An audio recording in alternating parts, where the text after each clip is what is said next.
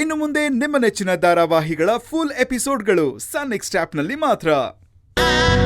ಅಯ್ಯಯ್ಯ ಏನಕ್ಕೆ ಬಡ್ಕೋತಿದ್ಯಾ? ಇಲ್ಲೇ ಇಲ್ವಾ ಪುಷ್ಪ? ಏನ್ ಇತ್ತಾಗ ಬಂದ್ಬಿಟ್ಟಿದ್ಯಾ? ಏನ್ ಸಮಾಚಾರ? ಅವ್ವ, ಪುಷ್ಪ ಇಲ್ಲೇ ಪಕ್ಕದೂರಲ್ಲಿ ಫ್ಯಾಕ್ಟ್ರಿ ಕೆಲ್ಸಕ್ಕೆ ಹೋಗ್ತಾವಳಂತೆ. 350 ರೂಪಾಯಿ ದಿನಕ್ಕೆ ಕೊಡ್ತಾರಂತೆ. ಅದಕ್ಕೆ ನಾನು ಕೆಲ್ಸಕ್ಕೆ ಹೋಗುವ ಅಂತ. ಸಾಕ್ ಸುಮ್ನೆ ರೇ. ಅಲ್ವೇ ಊರ್ ಜನ ಏನಂತ ಆಡ್ಕೊಳಕಿಲ್ಲ ನಿಮ್ಮ ಅಪ್ಪಯ್ಯನ ಬಗ್ಗೆ. ವಯಸ್ಸಿಗೆ ಬಂದಿರೋ ಹೆಣ್ಮಕ್ಳಿಗೆ ಮದುವೆ ಮಾಡಿ ಕಳ್ಸೋದ್ ಬಿಟ್ಟು ಕೆಲ್ಸಕ್ಕೆ ಕಳ್ಸಿ ಸಂಪಾದನೆ ಮಾಡಿಸ್ಕೊಂಡು ತಿಂತವನೇ ಏನಕ್ಕಿಲ್ವಾ? ಲೇ, ನನ್ನ ಹತ್ರ ಹೇಳ್ದಂಗೆ ನಿಮ್ಮ ಅಪ್ಪನ ಹತ್ರ ಹೇಳ್ಬಿಟ್ಟೆ. ಆಮೇಲೆ ಅವರು ಸಾನೇ ನೊಂದ್ಕೋತಾರೆ. ಅವ್ವ, ಅಪ್ಪ ಹಿಂಗ್ ಹೇಳೋದೇ ಬೇಡ. ಏನೇನು ಹೇಳ್ತಾ ಇರೋದು? ನಿಮ್ಮಪ್ಪ ಹಿಂಗ್ ಹೇಳ್ದೇನೆ ಕೆಲ್ಸಕ್ಕೆ ಹೋಯ್ತೀನಿ ಅಂತೀಯಾ? ಇನ್ನೇನವ್ವ ಮಾಡ್ಲಿ? ನನಗೋಸ್ಕರ ನೀವೆಲ್ಲ ಇಷ್ಟೊಂದು ಕಷ್ಟ ಪಡ್ತಿದ್ದೀರಾ. ಇದನ್ನೆಲ್ಲ ನೋಡ್ತಿದ್ರೆ ನನಗ್ ಸಂಕಟ ಆಗತ್ತೆ.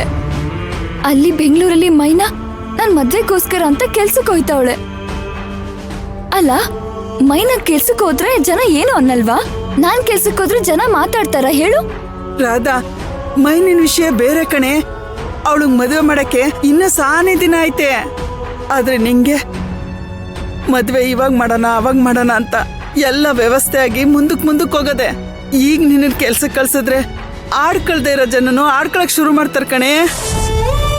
ಅವ್ವ, ಮಾತಾಡೋರು ಹೇಗಿದ್ರು ಮಾತಾಡ್ತಾರೆ. ಅವ್ರಿಗೆ ನಾವು ತಲೆ ಕೆಡ್ಸ್ಕೊಂಡ್ರೆ ಆಯ್ತದ? ಅವತ್ತು ಸಾಲದವ್ರು ಬಂದ್ಬಿಟ್ಟು ನಮ್ಮನ್ನ ಮನೆಯಿಂದ ಆಚೆ ಹಾಕಿದ್ರಲ್ಲ, ಮಾತಾಡೋರೆಲ್ಲ ಎಲ್ಲಿಗೆ ಹೋದ್ರು? ಯಾರಾದ್ರೂ ಬಂದು ನಮ್ಮನ್ನ ಕೇಳಿದ್ರ? ಅಷ್ಟೇ ಯಾಕೆ, ಇಡೀ ರಾತ್ರಿ ಆ ಮರದ ಕೆಳಗೆ ಮಲಗಿದ್ವಲ್ಲವಾ, ಯಾರಾದ್ರೂ ಬಂದು ನಮ್ಮನ್ನ ಕೇಳಿದ್ರ? ಇಲ್ಲ.